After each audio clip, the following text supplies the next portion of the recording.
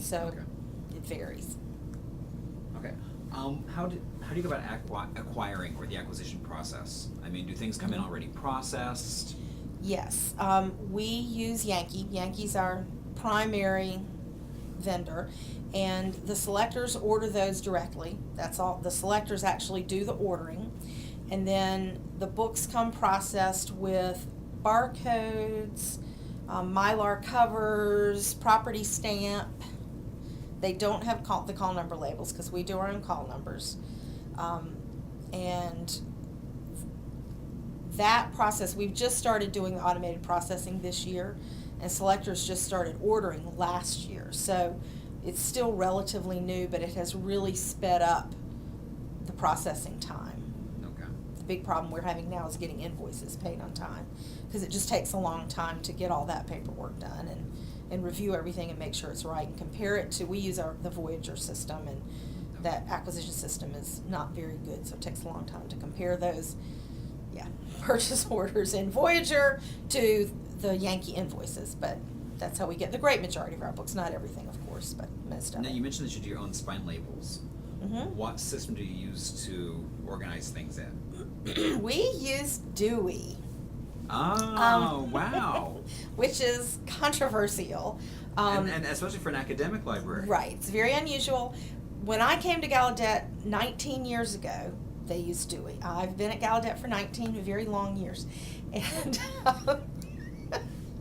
and at the time, the thinking was that Dewey worked better for the things that we have in our collection that are deaf related. The collection is more, this is an oversimplification, but we have the general collection and the deaf collection, and they are in separate places in the stacks, and they have their own call number ranges. So you might have two books with the call number 421.4 L23, but one will be in general and one will be in deaf. And we make the decision to put something in our deaf collection if it is obviously is about something deaf related, deaf culture, deaf history, sign language, if it has a deaf character, if it's by a deaf author. There are some things that are kind of borderline, maybe it has one chapter about something deaf related. Those materials usually go in the deaf collection, but occasionally they will not. It just kind of depends. But so we do use Dewey, and that is controversial. Some people love it, some people hate it, but I'm not going to change it. So you talked a little about gifts and donations that you sometimes get DVDs. How do you handle those things that people give to the Gallaudet? Right. Many libraries will tell you that the gift process is a real pain, because for everything you get that's worthwhile and useful for the collection, you get 50 things that are junk. And so is it worth all of the work to go through all that stuff? Many libraries, like we do, have book sales. Ours is an ongoing book sale. We have a shelf where we put things that we're not adding to the collection. We don't discard, we don't weed books and put them on the book sale. It's only books that we've received as gifts that we don't add to the collection. They sit on a shelf, there's a little locked box there, and people can put their money in it. It's the honor system. We make a little money off it. It's not great, but that's where most of our gifts go. We do occasionally get some important, valuable things that are very useful to the collection, but most of the gifts come from faculty, alumni, or students who are cleaning out offices or dorms or houses and have a bunch of books and want to get rid of them. How do you talk a little about the weeding process, or how do you maintain your collection? Weeding is, I think, in many libraries a real problem, simply because nobody has time to do it. It's one of those things that in a library like ours, where everybody wears multiple hats because we're so small, we don't have bibliographers whose sole job is the collection. Our reference librarians are also selectors for certain subject areas, which is not uncommon, but they're teaching, they're answering reference questions, they're doing IMs, they're going out and doing PR work, they're meeting with students, they're doing all kinds of things, so weeding often gets low on the totem pole. What everybody tries to do, it's a little tiny goal, but that's not my phone, that's your phone.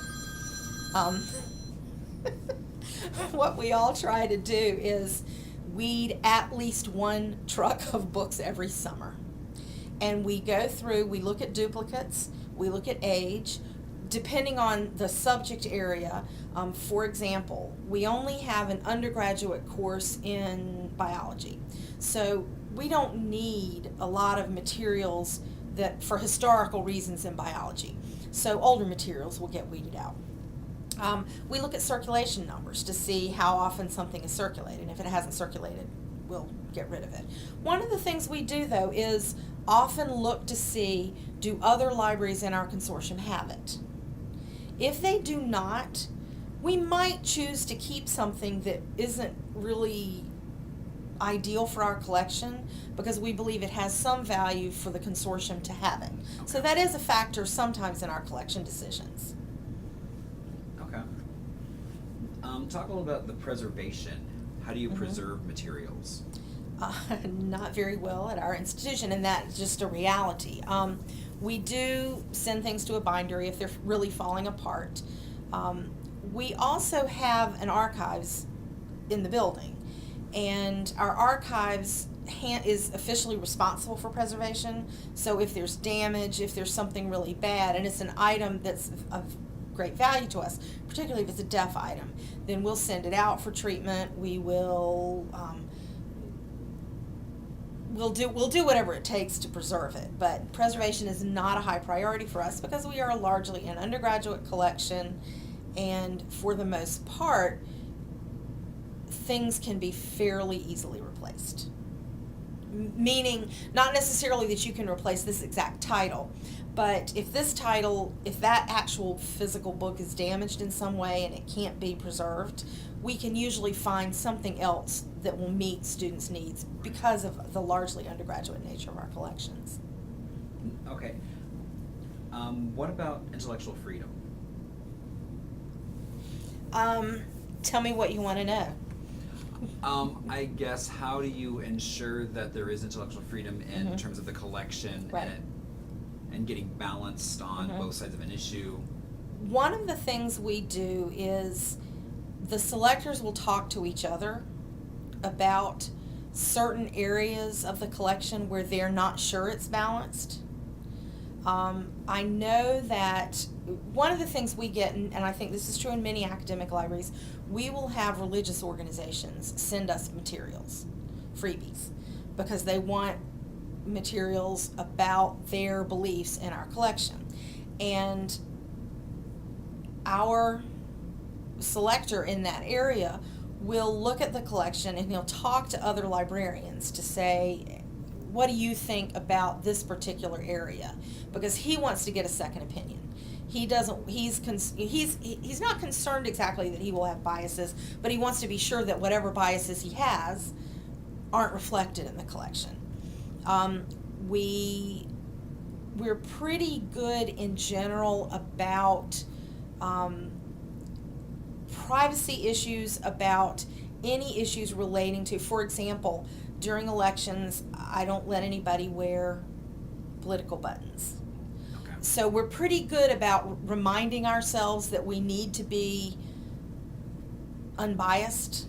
And so most of the time people work out those things simply by talking to each other about it. When there's a controversial issue politically out there in the world, we talk to each other to say, okay, what does our collection have in this area? You know, do we have books about this political candidate as well as that political candidate? Do we have books about this issue on both sides, you know, abortion? Do we have books that reflect both sides, regardless of our personal beliefs? And that's generally how we resolve it, just sharing, talking to each other about it. That has seemed to work pretty well for us, and I think in general our collection is balanced. What we find in our collection, and this is true a lot of cases, I think it might be a little more true in our environment because there are some kind of unusual biases in the deaf community is that things disappear.